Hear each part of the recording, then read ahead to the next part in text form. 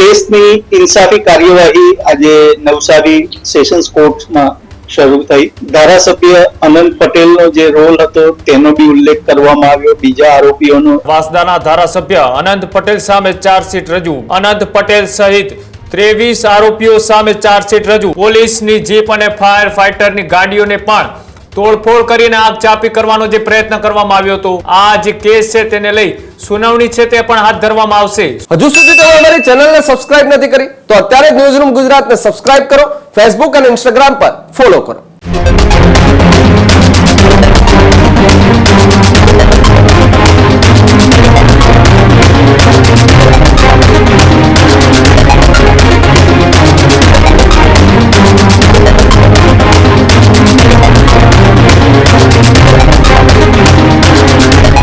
સમાચારોમાં આગળ વાત કરીએ બીજા મહત્વપૂર્ણ સમાચારની તો સમાચાર વાંસદાના ધારાસભ્ય અનંત પટેલ સામે ચાર્જશીટ રજૂ. 2022ના ખેરગામ હિંસા કેસમાં 23 આરોપીઓ સામે 2000 પાનાનું તહોમતનામું છે તે તૈયાર કરવામાં આવ્યું. અનંત પટેલ સહિત 23 આરોપીઓ સામે ચાર્જશીટ રજૂ. આગામી સુનાવણી 9 એપ્રિલના રોજ હાથ ધરવામાં આવશે. આરોપીઓની ગુનાહિત ભૂમિકા છે તે પણ સ્પષ્ટ કરવામાં આવશે.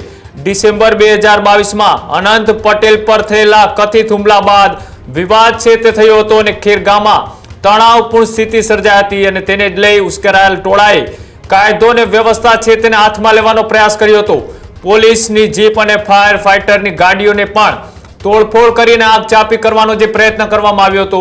આજે 2022ના આ કેસને લઈ આજે એક મહત્વપૂર્ણ સમાચાર છે તે સામે આવ્યા છે કે અનંત પટેલ સહિત 23 લોકો સામે ચાર્જશીટ છે તે રજૂ કરવામાં આવી. સાથે જ 9 એપ્રિલના રોજ આ જે કેસ છે તેને લઈ સુનાવણી છે તે પણ હાથ ધરવામાં આવશે. સુનાવણી હાથ ધરવામાં આવે તે પહેલા પ્રતિક્રિયા પણ સામે આવી છે. શું કહ્યું આવો તે પણ જોઈએ.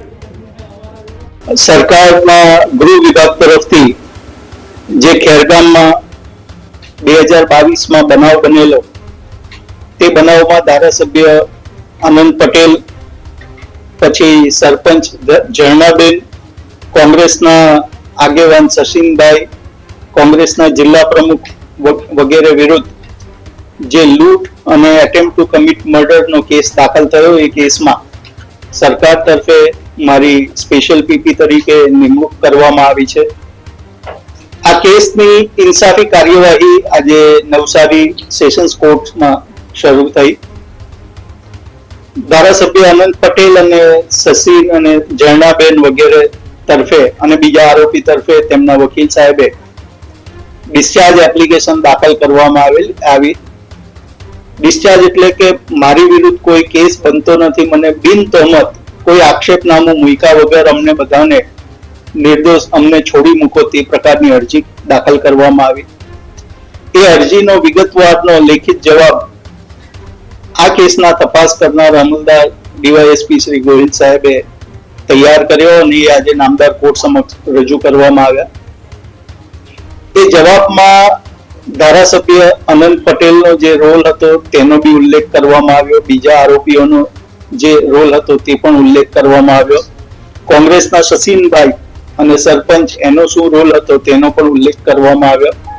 કોંગ્રેસના જિલ્લા પ્રમુખનો પણ જે રોલ હતો તેનો પણ ઉલ્લેખ કરવામાં આવ્યો. સાથે સાથે ફરિયાદમાં આ લોકોના નામ છે, આરોપીઓના તમામ નામ છે અને આ ધારાસભ્ય સહિત તમામ આરોપીએ જે રોલ ભજવો છે તે રોલનો પણ ઉલ્લેખ ફરિયાદમાં જ છે અને આ તબક્કે ફરિયાદ ખોટી છે તેવું માની શકાય તેમ નથી અને એને માટે પુરાવો લેવો જરૂરી છે. એટલે ડિસ્ચાર્જ અરજી જે આપી છે એ પ્રી મેચ્યોર ડિસ્ચાર્જ અરજી છે, આનું બેસલેસ ડિસ્ચાર્જ એપ્લિકેશન છે તેવી રજૂઆત આજે નામદાર કોર્ટ સમક્ષ અમે કરી. એટલું જ નહીં, નામદાર કોર્ટમાં એવું પણ કહેવામાં આવ્યું કે આ સમય પસાર કરવાના માટે આવી અરજી આપી હોય તેવું દેખાઈ આવે છે પ્રાઇમા ફેસી. કારણ કે અરજીના કન્ટેન્શનમાં જ એક જ વાત છે કે અમે નિર્દોષ છે અને ખોટી રીતે ફસાવી દીધા છે. એના સિવાય બીજી કોઈ મહત્વની બાબત અરજીમાં નીકળી આવતી નથી.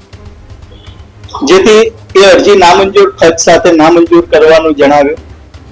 સાથે સાથે આજે આ કોઈ પણ આરોપીઓ નામદાર કોર્ટ સમક્ષ હાજર નહોતા. જે કોંગ્રેસના સચિનભાઈ છે, પછી સરપંચ ઝરણાબેન છે, તે એ લોકો હાજર ન હતા. આરોપીના વકીલ તરફે એવી રજૂઆત કરવામાં આવી કે આજે ખેરગામ મુકામે જે કેસ છે ત્યાં હાજર છે, તેમ છતાં અમારા તરફે સરકાર તરફે એક વોરંટની અરજી આપવામાં આવી અને સાથે સાથે એવી પણ રજૂઆત કરવામાં આવી કે આવતી મુદતે આમાંના કેટલા આરોપીઓ કોર્ટમાં હાજર હતા તે રોજકામ સાથે એનો પુરાવો આરોપીના વકીલ કોર્ટમાં રજૂ કરે તેવી રજૂઆત પણ કરવામાં આવી. એટલે આમ હવે આ કેસ 9મી એપ્રિલે રાખવામાં આવ્યો છે. 9મી એપ્રિલે આરોપીના વકીલ દલીલ કરશે અને સાથે સાથે સરકાર પક્ષે દસ્તાવેજી પુરાવાનું લિસ્ટ વગેરે પણ અમે મૂકનાર છીએ.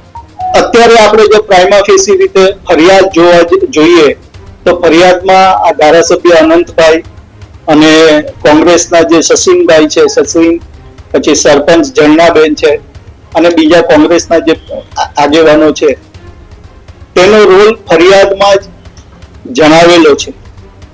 હવે એ ફરિયાદનો ને મદદ કરતા કોરોબોરેટિવ પીસ ઓફ એવિડન્સ જે બધા સ્ટેટમેન્ટો છે તેનો પુરાવો પણ અમે કોર્ટમાં રજૂ કરીશું અને પછી કોર્ટ નિર્ણય લેશે કે એની શું જવાબદારી થતી હતી.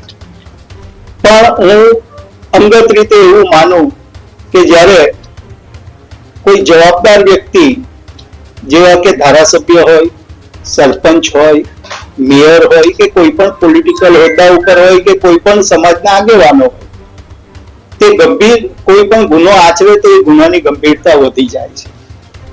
હંમેશા ગુનાની તમે કાયદામાં જ્યારે કાયદો, હું આ કેસની વાત નથી કરતો, હું જનરલ વાત કરું છું કે કાયદામાં એક સજાની જોગવાઈ હોય કે મહત્તમ સજા આટલી અને ઓછી સજા આટલી.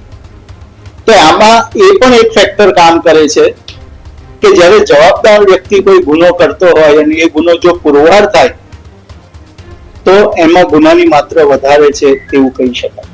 સર, એમના પર જે કલમ લાગી છે ધારાસભ્ય પર, એમના પદને આ કલમો કેટલી પ્રભાવિત કરશે? એ કેસ પુરવાર થાય તેના ઉપર છે.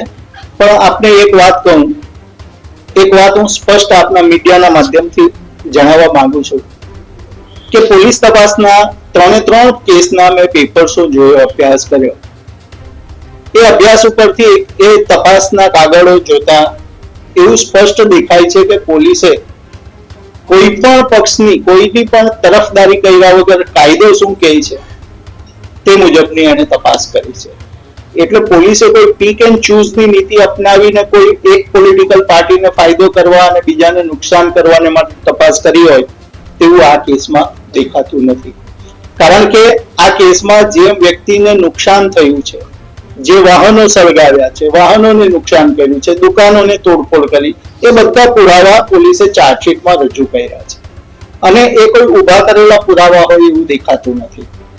હવે પુરાવો કોર્ટમાં ઓરલ એવિડન્સ ચાલશે અને પછી કોર્ટ નક્કી કરશે કે પોલીસે જે કેસ કર્યો છે તે પુરવાર થાય છે કે કેમ. એટલે અત્યારે સબજ્યુડિસ છે.